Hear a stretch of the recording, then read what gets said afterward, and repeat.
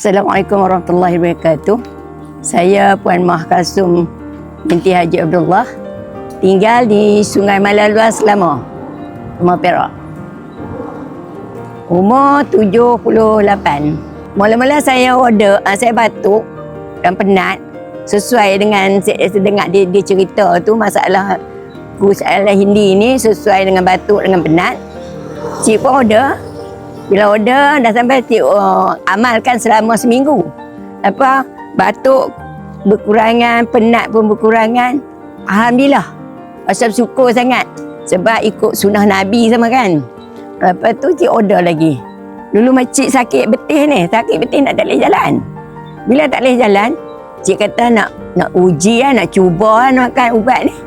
Cik kata tinggallah ubat yang klinik-klinik tu. Cik cuba. Hilang. Bila hilang, yakin lah. Yakin tu yang menyembuhnya Allah. Kita semua ikhtiar je kan.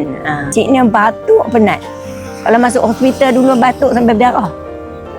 Batuk berdarah. Tapi sekarang Alhamdulillah dah. Tak ada dah batuk dah. Ada ubat batuk. Memang cik ambil tapi tak makan. Yakin dengan ubat Kus Al-Hindi ni lah.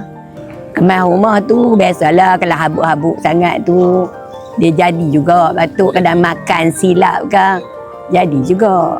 Tapi taklah seteruk yang pernah yang kita berlalu tu, tak pernah lah. Seronok lah kita. Kita rasa seronok, rasa hati kita tenang je.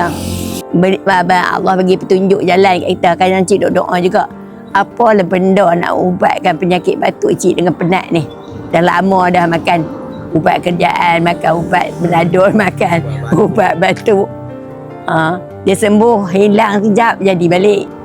Bila makan ni, amal ni, alhamdulillah lah. Tu cik nak habis tu cik risau tu, mana nak cari ni? Kadang-kadang dia batuk juga, bukanlah tak batuk kan. Dah berumur, kita dah berumur dah. Dia kurang lah, nak kata hilang terus tu tak lah. Nak pesanan pada orang yang selalu batuk, amalkanlah Kus Hindi. Alhamdulillah, cubalah. Walaupun batuk terang mana pun, makan juga. Lama-lama, dia call hari-hari kau janganlah makan sekali, dah nak hilang, tak ada lah kan. Cik pun dah 3 ni dah. 3 kotak ni dah cik kan. Siapa-siapa yang ada batuk tu, ambil lah. Ni Kus Al-Hindi ni. InsyaAllah, dengan izin Allah lah, dengan izin Allah. Sebab cik dah buat dah, dah masa dah buat dah. Yakin, memang yakin semua, alhamdulillah.